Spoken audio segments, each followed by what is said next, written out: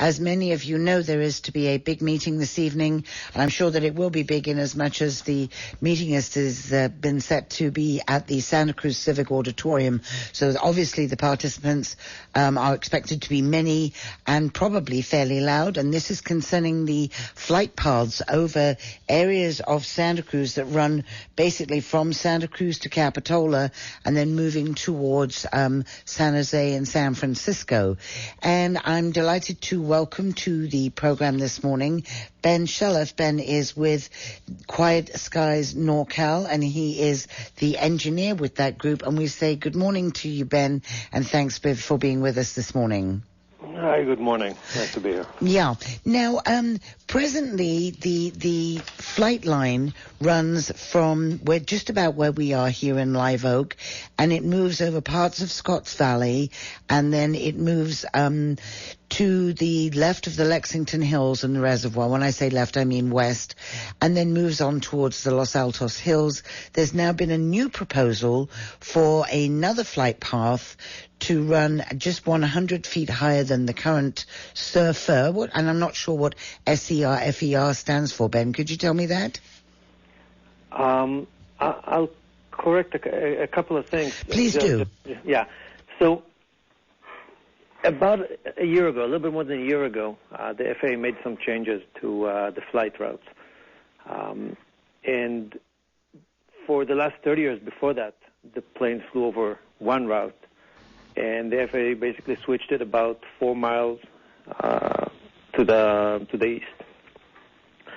And in addition, dropped it actually about 2,000 feet over the Santa Cruz coastline. And as you say, and this heads from there all the way down to Palo Alto and heads down to the San Francisco airport. This wasn't a good change. I mean, that was pretty clear. Over those 30 years, I mean, let's take just the last year before the change. I mean, there was one complaint from the entire country, or from the entire Santa Cruz County about noise. And I forget the numbers now. They're like 10,000 per month or 100,000 or some crazy number like that. So the proposal that's being discussed is to basically put it back where it was a year ago, which means back 4 miles back to the west and 2,000 feet higher. And what is your take on the FAA, and are they interested in doing this, and do we know why they did that in the first place? So the FAA's, the law that directs them actually doesn't have anything about noise in it. They're concerned about flight efficiency and safety and such, but the people on the ground really just don't factor into it. And it's not even the FAA's fault. It's sort of Congress's fault. And the FAA goes by the law. And according to their standards, this change was okay. However, the number of complaints was so high that there was basically just direct political pressure. Representatives Farr and Eshoo and Spear up north just basically went to the FAA and said, this just can't stand. And the FAA agreed to come back and revisit that. And that's why they have a task force dedicated to that and basically money and budget to deal with these changes. And the congressmen stood up this select committee, those 12 elected officials that represent the region and just decide what is it exactly that we want. What we want is for people to be able to live their lives, I think, as best. And I've been getting a lot of input from listeners. I will tell you, Ben, we've been talking about it for the last few days. I think people want to go back to having a peaceful existence. And we've listened to some of the planes that fly over some of the homes in this area. It's phenomenally loud. And I cannot believe that they would just arbitrarily do that when everything was working just fine before. I think I'm of the mind of, if it isn't broken, don't try and fix it, and that appears to be what happened with this situation that we're in now. Yep, and I honestly actually don't think the FAA realized the kind of effect this change will make. They really thought, in their words, there would be no significant impact. I mean, there's no reason really to do this. It doesn't buy anybody anything. They just thought these are small changes that won't make a difference. And this kind of illustrates the law of unintended consequences, which is why the idea of basically turning it back is sort of the better one, because that's the thing that we know worked. I mean, we know exactly how it functioned for 30 years. So going back to that is sort of the safest alternative. Yeah, I have to say that before it moved, I was on that flight path. My house was underneath it, but I never heard anything. The only ones I would hear would be emergency helicopters coming in to do a CalStar flight, or local small biplanes flying in the area. I never heard any of the jets at all. Is there anything else on the table for the FAA other than to simply move it back to how it was originally? Yeah, so there are other proposals on the table.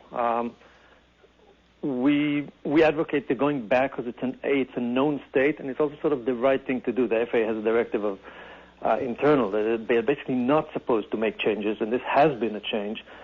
So putting it back where it was, we don't consider that a change. We're considering sort of righting the wrong that's been done. Right. So, but there are other ideas about, taking it elsewhere or, leaving it where it is, and various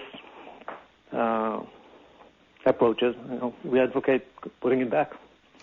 Well, hopefully it seems to be that yours is the push for common sense here. Have you as a group, Ben, and again, Ben is with Quiet Skies NorCal, have you been in contact with any of the other groups that are protesting these changes? I know that one of those groups is Save Our Skies. Right. So we started this realizing that some of the contention between the groups was just unhealthy, and that's why NorCal doesn't come from we don't represent a certain city. We work with all the cities that are willing to look, just outside their city border. And I'd say that off of these, the Santa Cruz group, Save Our Skies, has by far, overwhelmingly been the most outwardly thinking, realizing it's not just about us. This is about everybody affected under this flight path, and whatever we come up with has got to work the best for everybody. Yeah, I've heard some comments, to be honest with you, that Save Our Skies were looking out for themselves and not considering other communities in the area. But if you're telling me that they are, then so be it. It does seem that we should, as a community here on the Central Coast, be together as one. There was one gentleman that I heard that called into KSCO about a month ago, and he was talking about the fact that he lives in a nice rural area and that he can no longer go outside and enjoy his deck and sit outside because every 30 seconds or every 2 minutes the noises of the planes are so loud that he can't even hear himself think. Yeah, that is completely true. We don't hide the fact that there's other voices. I would say that a lot of what you hear is, I think, what people call politics as usual. I never done politics. I was incredibly put off by, the intensity of these things. But everybody who's been in the business tells me, yeah, this is normal. What do you expect and such? But the effect is such, as you say. The effect. I live actually in Saratoga, and the effect here is so devastating that there's no question that you got to stick with it and fix it. Yeah, people are talking about the values of about selling. That same gentleman talked about he feels now that he would like to sell what is his home that he thought was a forever home, and then if he did sell it, it would be of a greatly reduced value due to the noise from the jets. That's absolutely right. The fact that if I didn't know that we are fighting this and there's a good chance that we can fix it, this house is unlivable as is. It's got no value in the sense of the whole point here was that it's a beautiful yard, it's a beautiful view, and you can go out and you can hang out with I got goats, I got dogs, you can just hang out with your animals, and now you just sit there and they just fly overhead all the time and loudly, and it just ruins the entire value of the place. So, yeah, the only thing keeping me here is the fact that I know that we're fighting it and making progress. And it's probably not too healthy for the animals either. No. What can I tell you? My old dog died last year. She was old and all, but, she died basically out of stress and barking at airplanes. Maybe she had another year in her. That was it. So, no, it's not healthy for anybody. People are angry and stressed, and That's that. Yeah, well, I hope that voices from the community will be heard. And as I said at the top of the interview, I suspect that the reason that they chose the Civic was because they know that a ton of people, most of whom are going to be ticked off, are going to be at that meeting this evening, as I'm sure you will be yourself, Ben. Oh, yeah, we will be. Lovely. Well, I do appreciate your time this morning. Thank you so much. Thanks so much for the time. Okay, so that is Ben Shalef, and Ben is a chief engineer, and he is with Quiet Skies NorCal, and there he is. He's in Saratoga, and he's telling you his house is worth basically nothing because of this change. So if you are affected, or if this matters to you, this is one of those times, ladies and gentlemen, you need to show up and you need to let yourself be heard, because some of those people who are going to be at that meeting tonight are up for re-election. In fact, quite a few of them are up for re-election, and so consequently you need to let them know that if they don't work to make the change that you want to have, and what Ben was saying makes a great deal of sense, to go back to where it was before when there wasn't a problem, need to let them know that votes matter, votes do count.